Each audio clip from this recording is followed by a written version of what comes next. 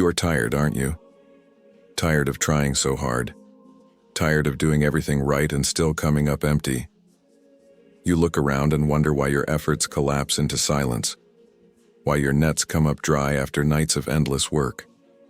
And somewhere deep inside, the voice begins to whisper, maybe you're just not enough. But what if that voice is lying? What if failure isn't proof that you are broken, but proof that you are being prepared? Jesus never said, you will always succeed if you are good enough. Instead, he met the exhausted, empty-handed Peter and simply said, throw your nets on the other side. John 21:6. He didn't criticize the failure. He redirected it. We live in a world that worships outcomes. Success is the currency, and failure is the scarlet letter no one wants to wear. But Jesus saw through that illusion. He saw that the night spent catching nothing wasn't wasted. It was necessary. It stripped Peter of the illusion that strength alone could fill the nets. It brought him to the edge of himself, where true transformation always begins. And maybe that's where you are now. Not broken, not cursed, but emptied of your illusions. And it's there, in that fragile space, that the real invitation arrives. Just accept your failure. Not as the end, but as the beginning of something you could never build on your own. We live in a world that worships outcomes. Success is the currency, and failure is the scarlet letter no one wants to wear. But Jesus saw through that illusion. He saw that the night spent catching nothing wasn't wasted. It was necessary. It stripped Peter of the illusion that strength alone could fill the nets.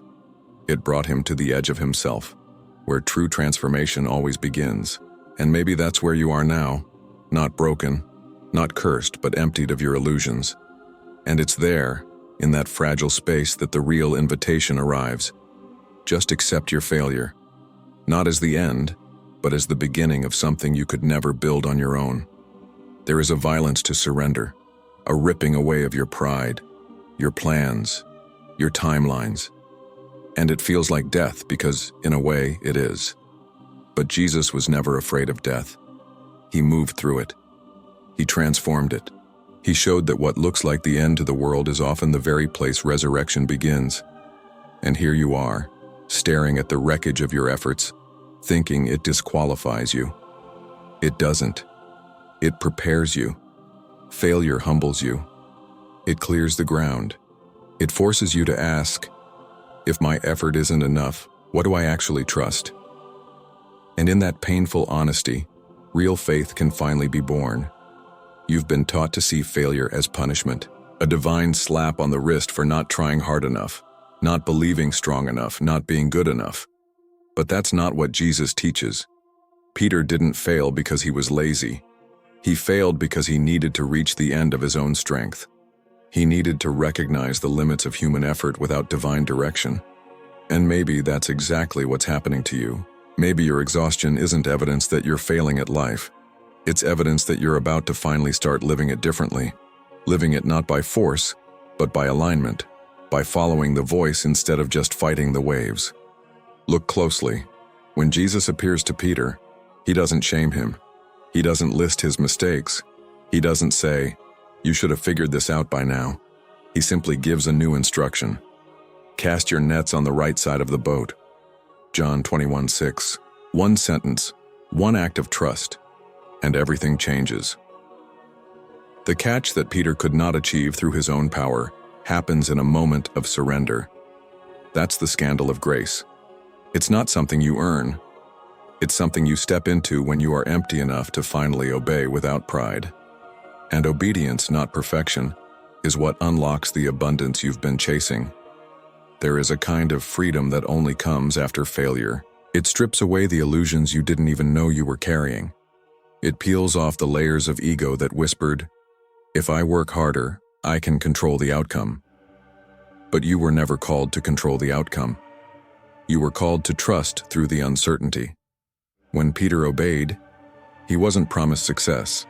He was offered a chance to move beyond self-reliance into faith.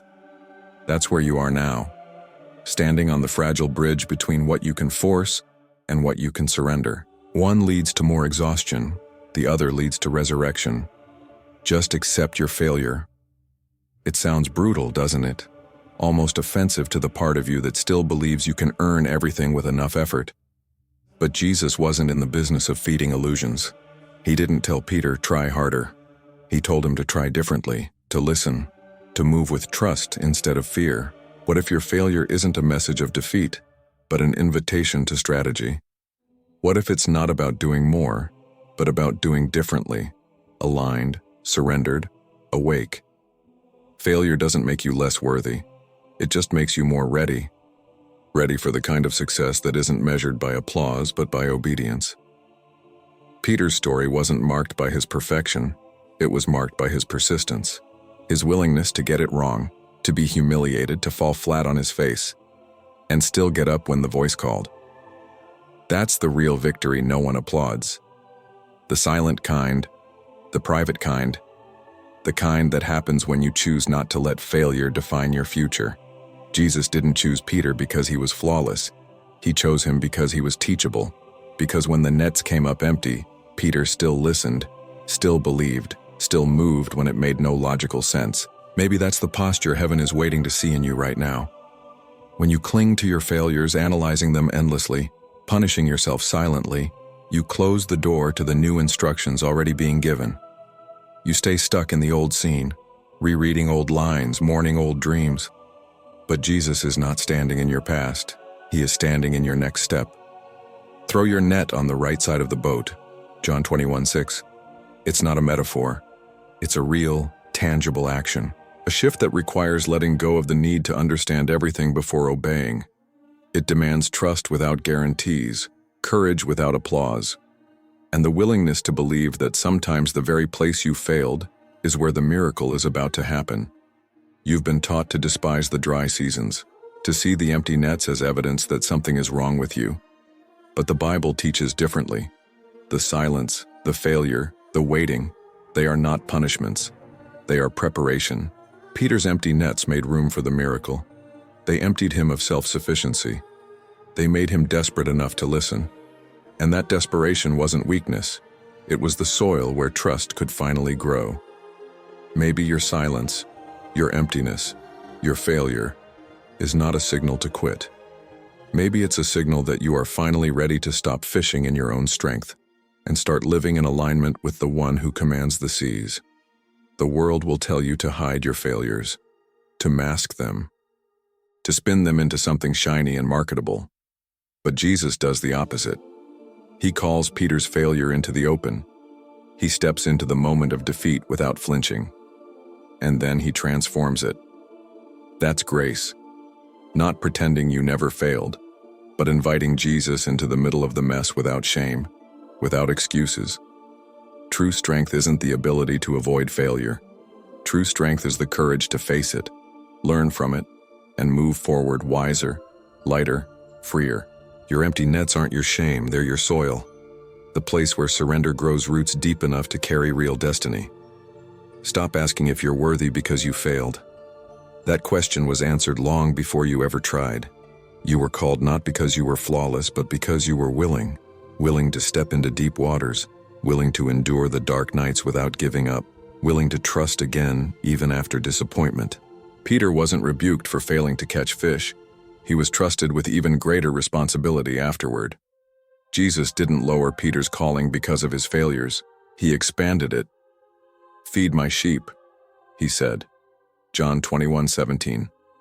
The man who failed at fishing was now called to lead souls. That's the economy of grace. Failure is not the disqualification. It's often the doorway. What if everything you are ashamed of is the very material God wants to use? What if the broken nights, the failed plans, the heavy silences are not your disqualifications but your qualifications? Peter's hands, empty from a night of labor, became the hands that touched the abundance. And the same is true for you. You don't earn your next chapter by pretending you never bled for the last one. You step into it by accepting that nothing was wasted. Not the tears, not the nights you questioned everything, not the mornings you dragged your heart out of bed when hope felt impossible. Jesus doesn't build futures on fantasies. He builds them on people who have known what it means to reach the end of themselves and still say yes. This is not the end of you. It's the end of a version of you that thought survival depended on performance. It's the death of the illusion that you had to earn what was already destined. Peter didn't receive the miracle because he finally got his technique right. He received it because he obeyed in exhaustion. He acted not from strength, but from surrender. Maybe you are closer than you think. Not because you're winning in ways the world recognizes, but because you're losing the illusions that have held you back. Maybe the broken pieces you hate are the proof that something truer is about to rise. Jesus didn't hand Peter a map or a manual. He gave him a moment, a new choice, one simple command in the middle of disappointment. And that's often how redemption starts, not with fireworks or grand visions, but with a whisper. Try again. But this time, trust me more than you trust the sea. It's terrifying, isn't it? To move again when you have every reason to freeze. To open your hands when they still remember the sting of coming up empty. But that's what faith is. Not the absence of fear, the refusal to bow to it. Real faith steps into the same boat with the same hands into the same waters, and still dares to believe the outcome can be different. You don't need a perfect past to walk into a powerful future. You just need a heart that refuses to harden, a mind willing to learn, a spirit willing to risk disappointment again. Peter wasn't flawless after this moment. He would still stumble, still deny, still question. But he never stayed in failure. He moved through it. Again and again he returned to the voice that called him beyond his shame. And you can too. Failure doesn't define you unless you stop moving. Redemption isn't reserved for the unscarred. It's built for the ones who dared to hope even after every logical reason told them to stop. Maybe today isn't about fixing everything. Maybe it's about accepting where you are without self-hatred.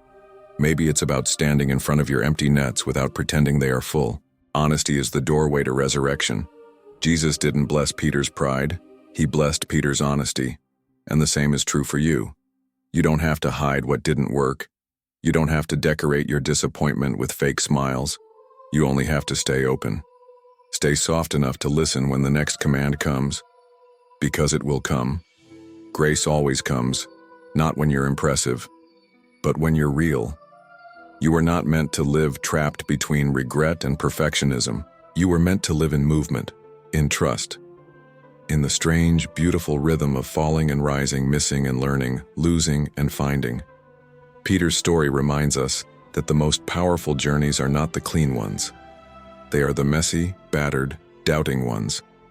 The ones that look like failure to the world but smell like faith to heaven. When Peter pulled in the overflowing nets, it wasn't just fish he caught. It was a glimpse of what happens when human limits meet divine abundance. And that glimpse is waiting for you too, if you have the courage to accept where you are and move again. Stop rehearsing the reasons you should have succeeded by now. Stop punishing yourself for not being further ahead. Jesus never measured your worth by your timeline. He never needed you to be on schedule. He needed you to be willing to shift, willing to listen, willing to trust that sometimes the best things are hidden on the other side of defeat. The night Peter caught nothing wasn't a waste. It was the necessary exhaustion that made him receptive to the miracle. Sometimes you have to run out of your own plans to finally fall into his. And the emptiness you fear most may be the exact space where the new life is already beginning to breathe. The world says, hide your failures. Jesus says, bring them to me. The world says, prove your worth. Jesus says, rest in mine. Peter didn't impress his way into his calling. He surrendered his way into it.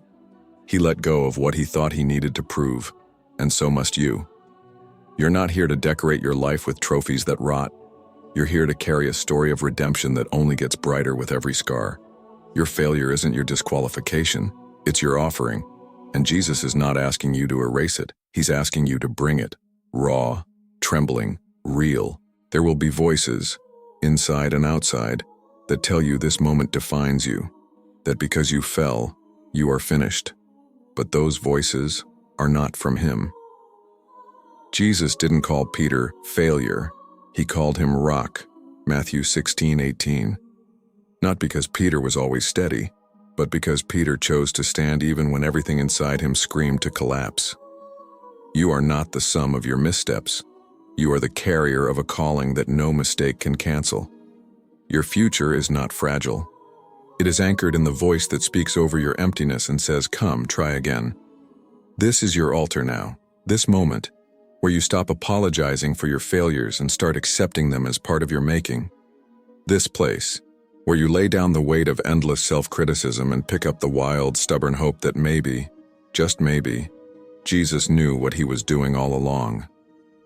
Even in the silence, even in the dry nets, especially there, you were never expected to save yourself.